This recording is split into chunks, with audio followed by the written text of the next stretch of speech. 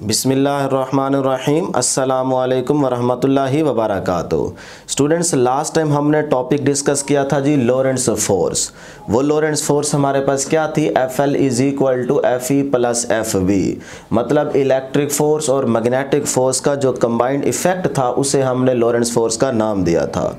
उसी mathematical equation में हम जानते हैं इलेक्ट्रिक फोर्स किसकी इक्वल होती है? QE के, और मैग्नेटिक फोर्स क्या थी जी? Q into V cross B। तो ये हमारे पास लोरेंट्स फोर्स की मैथमेटिकल इक्वेशन आई थी। इसी मैथमेटिकल इक्वेशन से दो MCQs हम पहले यहाँ पे डिस्कस कर लेते हैं, वो आपने याद रखने हैं, फिर उसके बाद हम एप्लीकेशन ऑफ लोरेंट्स फोर्स को डिस्कस करते हैं। तो फर्स्ट इस मैथमेटिकल इक्वेशन से जो आपने पॉइंट याद रखना है वो क्या है? Magnetic force is only a deflecting force. Magnetic force सिर्फ डिफ्लेक्टिंग फोर्स है और इसकी वजह से चार्ज पे वर्क नहीं होता, जीरो आता है। ठीक है, तो वर्क क्या होगा मैग्नेटिक फोर्स की वजह से? जीरो। ये चीज़ हम पहले वाले टॉपिक में डिटेल में डिस्कस कर चुके हैं, प्रूफ कर चुके हैं। टॉपिक था जी force on a moving charge in a magnetic field, तो उसमें ये चीज़ हम प्रूफ कर चुके हैं। सेकंड पॉइंट क्या है कि electric force is a deflecting as well as accelerating force, कि ये डिफ्लेक्टिंग के साथ साथ क्या है जी? एक्सेलरेटिंग फोर्स है, और इसकी वजह से चार्ज पे वर्क ज़ीरो नहीं होगा। ठीक है, एक्सेलरेटिंग फोर्स का क्या मतलब है? Change in magnitude of velocity. तो ये दो पॉइंट्स आपने इस मैथमेटिकल इक्वेशन के लिए याद रखने। अब स्टूडेंट्स बात करते हैं लोरेंट्स फोर्स की एप्लीकेशन की। तो लास्ट वीडियो में हमने ये बात की थी कि जो लोरेंट्स फोर्स की एप्लीकेशंस हैं वो हमारी बुक में दो हैं। एक है जी E/m ऑफ एन इलेक्ट्रॉन और दूसरी क्या है जी? Velocity selector.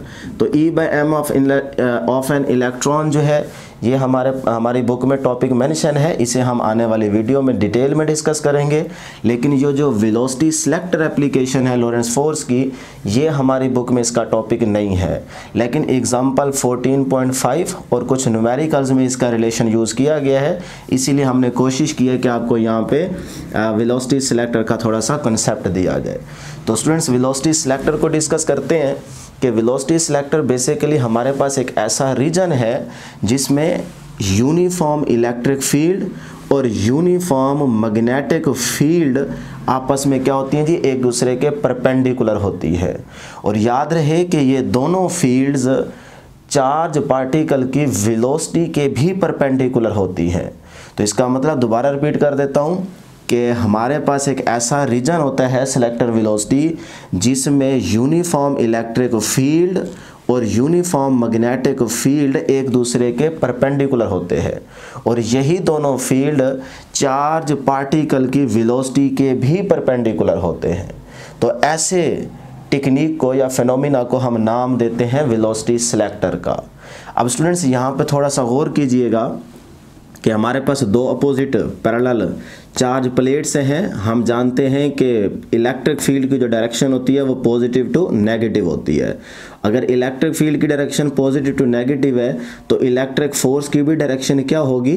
Positive to negative. तो ये हमारे पास इलेक्ट्रिक फोर्स की डायरेक्शन है वर्टिकली अपवर्ड। इसी तरह स्टूडेंट्स जैसे ही हम चार्ज पार्टिकल को इस फील्ड के रीजन के अंदर लेकर आएंगे तो उस चार्ज पार्टिकल पे दो फोर्सेस एक्सर्ट होंगी। एक होगी जी इलेक्ट्रिक फील्ड की वजह से इलेक्ट्रिक फोर्स वर्टिकली अपवर्ड, और दूसरी होगी इस मैग्नेटिक फील्ड की वजह से मैग्नेटिक फोर्स वर्टिकली डाउनवर्ड।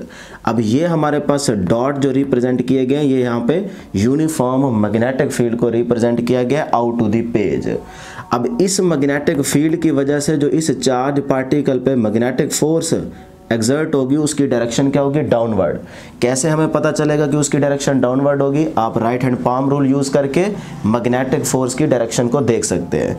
अगर यहाँ पे देखें तो मैग्नेटिक फील्ड क्या है? Out to the page. तो आप अपना थंब जो है उसको फिंगर्स जो हैं वो out to the page set करें मैग्नेटिक फील्ड की डायरेक्शन में, और उसके बाद अगर आप चार्ज की वेलोसिटी देखें तो वो लेफ्ट टू राइट की तरफ है। तो ये हमारे पास थंब आ गया वेलोसिटी की डायरेक्शन में और ये फिंगर्स आ गई आउट टू द पेज।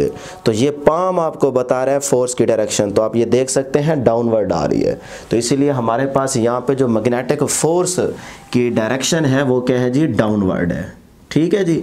तो अब स्टूडेंट्स यहाँ पे आपको 3 तरह के पाथ नज़र आ रहे हैं कि जैसे ही यहाँ से आप चार्ज पार्टिकल्स को इस फील्ड वाले रीजन में, जिसमें इलेक्ट्रिक फील्ड भी है और मैग्नेटिक फील्ड भी है, इस रीजन में जब आप चार्ज पार्टिकल्स को इंजेक्ट करेंगे तो वहाँ पे हमें देखने को मिलेगा कि वो चार्ज पार्टिकल 3 पाथ में क्या हो रहे हैं जी, ट्रैवल कर रहे हैं या वो अपना पाथ डिफ्लेक्ट कर रहे हैं। एक है जी हमारे पास ये वाला कि कुछ चार्ज पार्टिकल इलेक्ट्रिक फोर्स की वजह से वर्टिकली अपवर्ड डिफ्लेक्ट हो रहे हैं और कुछ चार्ज पार्टिकल डिफ्लेक्ट नहीं हो रहे बल्कि स्ट्रेट लाइन में अपने ही पहले वाले ट्रैक को यूज़ करते हुए सीधा जा रहे हैं। और तीसरे नंबर पे क्या है जी, हमारे पास कुछ चार्ज पार्टिकल मैग्नेटिक फोर्स की वजह से डाउनवर्ड डिफ्लेक्ट हो रहे हैं।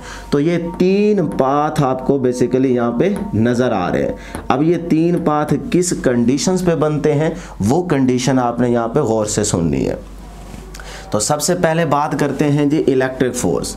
तो स्टूडेंट्स लेट कर लें कि यहाँ से जब चार्ज पार्टिकल्स को इंजेक्ट किया जाएगा फील्ड के अंदर, तो ये charge particle vertically upward move तब करेंगे जब आपकी ये वाली कंडीशन सेटिस्फाई होगी। मींस के चार्ज पार्टिकल की वेलोसिटी की वैल्यू लेस देन होगी E बाय B की रेशो से, यानी कि इलेक्ट्रिक फील्ड और मैग्नेटिक फील्ड की रेशो से जब चार्ज पार्टिकल की वेलोसिटी लेस होगी तो तब ये मतलब होगा कि इलेक्ट्रिक फोर्स की वैल्यू ज़्यादा है मैग्नेटिक फोर्स से, जिसकी वजह से charge particle vertically upward move कर गए हैं। ठीक है जी। तो ये वाली बात आपने किस कंडीशन पे याद रखनी है कि चार्ज पार्टिकल वर्टिकली अपवर्ड कब जाएंगे, जब चार्ज पार्टिकल की वेलोसिटी लेस होगी E/B की रेशो से। इसी तरह स्टूडेंट्स हमें देखने को वहां पे मिल रहा होगा कि कुछ चार्ज पार्टिकल वर्टिकली डाउनवर्ड भी मूव कर सकते हैं। अब जो वर्टिकली डाउनवर्ड मूव करेंगे वो किस कंडीशन पे करेंगे कि जब उन चार्ज पार्टिकल की वेलोसिटी ग्रेटर होगी E/B की रेशो से। E/B की रेशो से जब चार्ज पार्टिकल की वेलोसिटी ग्रेटर होगी तो इसका मतलब क्या है कि मैग्नेटिक फोर्स की वैल्यू इलेक्ट्रिक फोर्स से ज़्यादा है, जिसकी वजह से वो चार्ज पार्टिकल वर्टिकली डाउनवर्ड आ रहे हैं। ठीक है जी। तो ये 2 कंडीशंस आपने याद रखनी है। तीसरी हमारे पास कंडीशन क्या हो सकती है कि अगर वो चार्ज पार्टिकल पे ना इलेक्ट्रिक फोर्स का इफेक्ट है ना मैग्नेटिक फोर्स का इफेक्ट है, दोनों के होने के बावजूद भी उस चार्ज पार्टिकल पे अगर इलेक्ट्रिक फोर्स और मैग्नेटिक फोर्स का इफेक्ट नहीं हो रहा तो इसका मतलब क्या होगा कि वो चार्ज पार्टिकल अपने ही ट्रैक पे स्ट्रेट लाइन में पास कर जाएंगे और वही चार्ज पार्टिकल हमें आउटपुट पे शो हो रहे होंगे। वो तभी हो सकता है जब चार्ज पार्टिकल की वेलोसिटी बराबर हो, इक्वल हो E/B की रेशो के। तो थर्ड हमारे पास कंडीशन क्या है कि जब चार्ज पार्टिकल की वेलोसिटी E/B की रेशो के इक्वल होगी तो फिर उन चार्ज पार्टिकल पे कोई इलेक्ट्रिक और मैग्नेटिक फोर्स का इफेक्ट नहीं होगा, बल्कि वो उन दोनों के होने के बावजूद भी वो चार्ज पार्टिकल सीधा हमें आउटपुट पे मिलेंगे। तो ये 3 कंडीशंस हमने यहाँ पे डिस्कस की। बेसिकली जिस ट्रैक को वो स्ट्रेट लाइन में यूज़ करते हुए सीधा आउटपुट पे जाते हैं वही हमारे पास क्या कहलाता है, सिलेक्टर वेलोसिटी कहलाती है। और ये सारा जो फिनोमिना हमने यूज़ किया यहाँ पे, इसे हम नाम देते हैं सिलेक्टर वेलोसिटी का।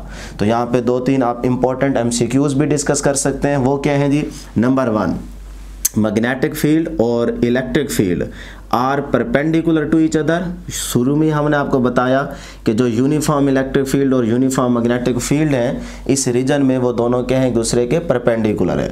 उसके बाद आपको यहाँ पे गौर से देखने को मिल रहा है कि इलेक्ट्रिक फोर्स और मैग्नेटिक फोर्स जो है ये एक दूसरे के क्या हैं, डायरेक्शन में अपोजिट हैं। इलेक्ट्रिक फोर्स की डायरेक्शन वर्टिकली अपवर्ड है और मैग्नेटिक फोर्स की डायरेक्शन वर्टिकली डाउनवर्ड है। थर्ड नंबर पे क्या है कि व्हेन इलेक्ट्रिक फोर्स बराबर होगी जब मैग्नेटिक फोर्स के, तो फिर particle do not gate deflection and pass through the selector. फिर जब Fe की वैल्यू Fb के इक्वल होगी तो फिर चार्ज पार्टिकल डिफ्लेक्ट नहीं होंगे बल्कि सेलेक्टर की पाथ पे या ट्रैक पे मूव करते हुए आउटपुट पे हमें शो होंगे। तो उस टाइम हम कंडीशन लगा सकते हैं कि वेलोसिटी कैसे कैलकुलेट करेंगे, जब इलेक्ट्रिक फोर्स जो है वो मैग्नेटिक फोर्स के बराबर होगी। तो इलेक्ट्रिक फोर्स हम जानते हैं QE होती है, मैग्नेटिक फोर्स हम जानते हैं QVB होती है। तो यहाँ से Q से कैंसिल हो जाएगा, यहाँ से अगर आपको V चाहिए तो वो बन जाएगा E/B, ये B उधर जाके डिवाइड हो जाएगा। तो इस तरह से ये हमारे पास सिलेक्टर वेलोसिटी की वैल्यू आ गई है, मैथमेटिकल रिलेशन आ गया है, V = E/B। तो ये थी स्टूडेंट्स हमारे पास सिलेक्टर वेलोसिटी। तो ये थी स्टूडेंट्स हमारे पास आज की डिस्कशन। उम्मीद करते हैं कि आपको ज़रूर समझ आई होगी। इंशाल्लाह नेक्स्ट वीडियो में मुलाकात होगी। अल्लाह हाफिज़।